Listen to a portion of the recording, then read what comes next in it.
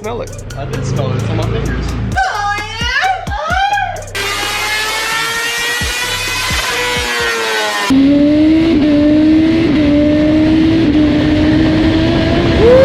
This sounds ridiculous! Hey guys, welcome to another episode on Proven Power Cycles. My name is Eric. I am the tuner here at Proven Power Cycles, and today we have a 2023 ZX-6R that we previously did a bench flash on, and now the customer, he does have a slip-on exhaust. It's a Black Widow slip-on exhaust system. What he did was he purchased the header and the link pipe for this exhaust. So what we're gonna do is we're gonna baseline it with the cat. The cat is still on the bike, okay? All it has is the slip-on exhaust system. So we're gonna baseline it with our, basically with our mail-in flash, just to see what the bike is producing currently. And then we're gonna go ahead and do the full exhaust. You know, we're gonna take off the stock system with the stock cat, install the aftermarket header pipes with the link pipe and the slip-on system back onto the bike. And we'll re-baseline the bike, and then we're gonna do the full actual custom dyno tune. I'm really curious to see what kind of gains he's gonna get today. We just did a Gixxer 750 and we picked up around 10 wheel horsepower. So I don't know if it's going to be the same for this bike. This is a fairly newer system that we've actually ran into. So we don't know. It's actually, we looked it all up. It's actually not that bad price wise. It's sub $1,000 for the full system, which is pretty cheap in today's market. Most exhaust systems are $1,000+ now in the US market. This one is from Europe, from what we've gathered so far. So we're gonna see. Again, we're gonna go through the full steps. You guys are gonna get a full in-depth view as far as what we're doing. He also opted to buy an aftermarket air filter. I'm not sure which one. We'll pull it all out. You guys will see.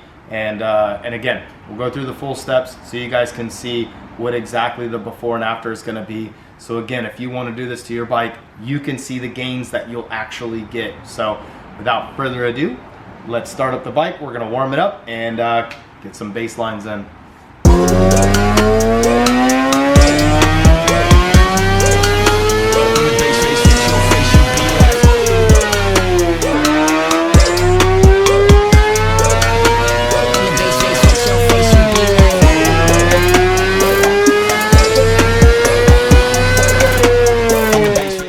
Alright guys, so not the worst baseline, but also, you know, not the best. We were definitely a little very rich on the stab here, and then we leaned out to basically a perfect air-fuel ratio, which makes sense. He has been sending us racing videos of him racing people out and about, so this makes sense because most of the races are going to take place about 9.5 and on. You know, really about 7.5 and on. So this kind of makes sense because it's pulling really good here up top, but that down low stab is pretty rich. Now, again, guys, this is why we always stress doing a dyno tune with the ECU flashing, because you don't know exactly what you're getting. But all in all, this is a great graph up here up top. I'm very happy with this, very pleased. Now that all is going to change once we install this full header and we delete the cat. All of this is going to change. We should expect much better numbers here at the end of today. He came in, we were at 107, almost 108 wheel horsepower, and basically 44 foot-pounds of torque. We're at 43.9 foot-pounds. So not too shabby all in all, again, for a basic slip-on system and a bench flash, mail-in flash. So not bad. We're gonna get busy though. We're gonna cool this cat down and get it up on the lift here and start taking everything apart and putting all the new parts on. Hey guys, if you could, please go ahead and give us a like, subscription, a follow, and a comment down below if so far you've gained any kind of value out of this video, or if you've enjoyed this video, we'd really appreciate it. Thank you so much. All right guys, so we got the ZX-6R off the dyno and onto the lift, and we just wanted to give you a little progress update here. We have the stock header loosened up. We got the fairing off, the O2 sensor, we pulled this. You're gonna wanna pull these out prior to removing the header. Trust me when I say you're probably gonna forget, and then when you go to take all this out, unless you unplug it, from up here and remove the wiring all the way through the system, this can be a little bit of a pain in the butt, especially when they snag. So typically what people will try to do is loosen this after they've already taken the header off, and it becomes a little bit of a pain. So just a little tip in case you're doing this, you know, by yourself or whatever at home. I would advise you just to pull it from here, so that way the system comes out and it's pretty easy and you don't have a pigtail, you know, hanging, or, you know, that could potentially get caught on anything. So but this is where we're at. Again, we just wanted to give you a quick update. Once we get this removed, we're going to go ahead and start installing the primaries and the collector and the cat delete pipe, if you will, and then the slip-on back onto the bike. So, and here's the pipe. You know, these are okay. They're good. I would say it's a good budget exhaust system. From so far, from what we can tell. But again, at the end of this video, we'll have a really good understanding as to, you know, the quality of the pipe, depending on what kind of power this makes, you know. Again, oh, I did want to mention, damn, it even got that new car scent. It's got that new car, smell it. I did smell it, it's on my fingers. Bro, it's got that new car smell. So he did get a brand new OEM filter. It is not an aftermarket one. I thought it was, to be honest with you. And then we went through all of his stuff, and turns out it's an OEM one. So what we're gonna do though is we're gonna modify it. And how we modify these is we actually take that metal screen off. So we're gonna remove this metal screen and put the air filter in like that. It should definitely increase the airflow.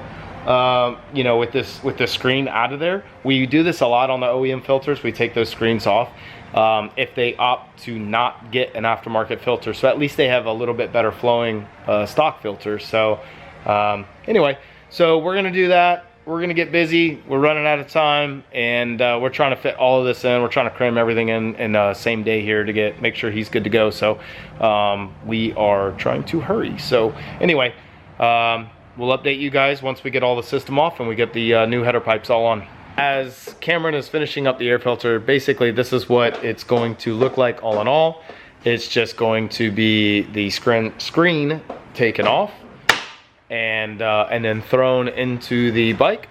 So as he's finishing that up, I just wanted to show you guys this. We got the pipes all together, you know. Now, it is a cheaper exhaust system, and what the customer did in this instance is he purchased the header and link pipe for the slip-on. So this slip-on went into his OEM system, and that's kind of why these odd little steps here. You know, it's not the cleanest quality, I'll admit. You know, the headers are pretty small as well, but overall, it's not bad for a cheaper exhaust system, you know. It definitely is kind of showing you basically that it's a cheaper option, you know. We don't know as far as numbers yet. We're getting ready to crank the bike on. As soon as Cam's finished with all that, we'll crank the bike on and get a sound check here.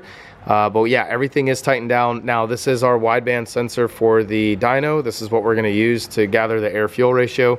So this is a wideband bung that they do include on the system, which is that's a good perk, I won't lie. Some exhaust systems actually don't even come with this, so you still have to run the old style sniffer for your air fuel ratios, which, you know, that's not always the best thing to do when you're trying to get the most accurate tune.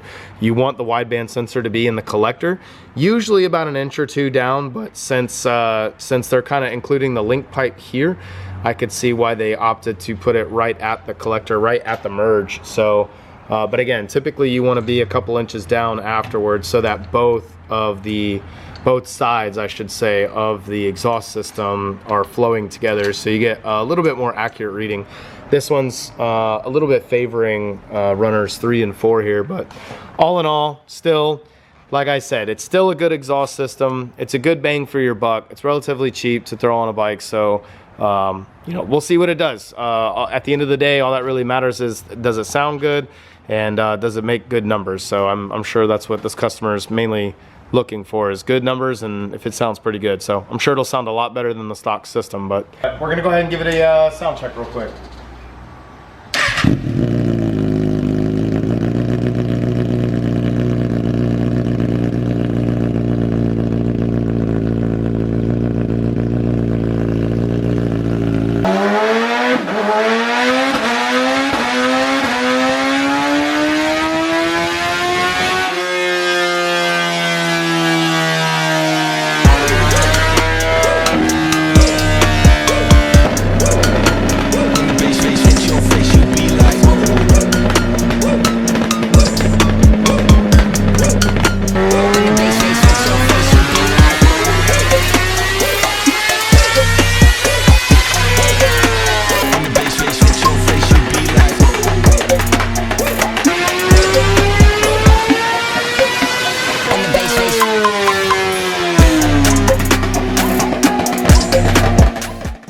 finally got the 2023 ZX-6R all finalized.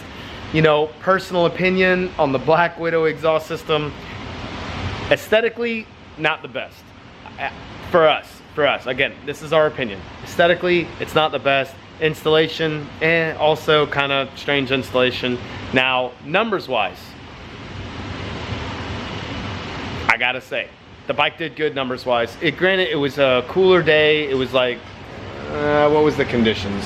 73 degrees with a 55% humidity, pressure 30 inch grams. Yeah, so I mean, we're, again, pretty good conditions all in all. Anyway, if you stayed with us so far, we're gonna go over the numbers real quick.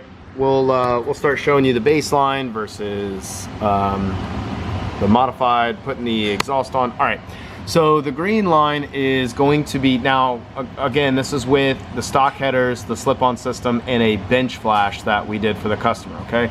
The stab was a little rich, admittedly, it was a little rich. And then as we went up through the RPM range, up to about 9,500 RPM and on, basically perfect air-fuel ratio. Now again, this is what I always tell everybody is, this is what happens with a mail-in flash or bench flash. It's not customized to your specific bike. I could have 100 of these maps and maybe a handful of them will actually work really good for a customer. But it's pretty rare, pretty few and far between, and I'd have to pick the exact one that would fit your bike. And without having it on the dyno, we don't know. So it's basically more or less guesswork with what mods that you tell us that you have. The bike made 107, almost 108 horsepower with basically 44 foot-pounds of torque, and the green one is the overall curve, all right? Nothing crazy, but still really good considering a normal 600, you know, with a full exhaust, and even some of like the Gixxer 600s that we do and whatnot, and some of the CBRs, they're doing about 107 to 108, like with the final tunes, some of them. So, but we'll move on for the full exhaust. So with the full exhaust system, we baselined 114 wheel. So we'll get rid of this one for now. We'll go to this one. So blue was, okay, this still had that bench flash in the bike, okay? This was still that bench flash, but this was a full exhaust system. So this would basically be a mail-in flash with the full exhaust system. We made 114 wheel with basically 46 foot-pounds of torque. Now, again, the air fuel gets a little fat here, gets a little fat here, and then it actually is a little rich over here. And then we hit 13.2 or so right around top end, 13.0, and then we're back down to 12.7, 12.8 at peak. At the end of the RPM range. Right here, we're at 12.6, 12.5, 12.6, 12.7, 12.4. So again, pretty rich, but all in all, a much better overall curve with the full system. And then with the final numbers, we ended with 120 wheel horsepower with 48 foot-pounds of torque. So once we corrected everything, tweaked a little bit of ignition timing, the secondary throttle plates, we tweaked a few things in there. We were able to pull 120 out with, again, 48 foot-pounds of torque. So now what we'll do now is compare the completely stock baseline with how the customer came in, with how the customer is leaving, and we're at a difference of 107, almost 108 to 120. So he's picking up basically 12, almost 13 horsepower with about 4.5 foot-pounds of torque, which is just substantial. Up here, we're at 107 to 120, and then 41 to 46. So 5 foot-pounds of torque, 13 horsepower. We'll pick a mid-range setting here. We picked up 10 wheel with 10 wheel horsepower and 5 foot-pounds of torque.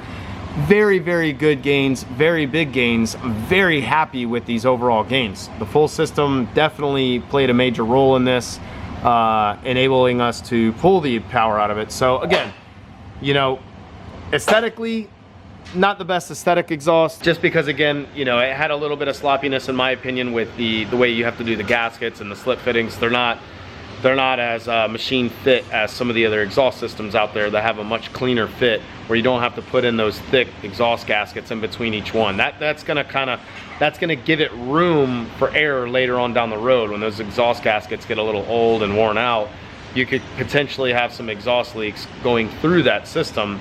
Whereas the other style systems, the slip fitting is much tighter. There's no exhaust gaskets that go in between the slip fittings, and it's just a clamp, and you clamp it down. That's a much tighter grab. again, it's gonna allow for less leakage later on in the future as you drive around the bike. But again, this was a cheaper exhaust system, so you know, again, you kind of get what you pay for. It's for a full system, I think it was like 700 bucks US. It's really not that bad considering some of these other, you know, other exhaust companies are $1,000+ $1,300, $2,000, etc. So, but anyway, guys, we really hope you enjoyed this episode. I don't want to drag on. Thank you all for watching. We really appreciate the support. We're wrapping up this new year very strong. Again, thanks to you guys. Thanks for all the help that we've gotten in the shop with Lewis and Cam and Seth and everybody. You know, really, honestly, it really does. It goes a long way. So thank you all. We hope you had a Merry Christmas. Happy New Year's. Be safe. All right. Seriously, be safe. Don't be stupid. Don't be drinking and driving. We really appreciate you guys. We'll see you on another episode.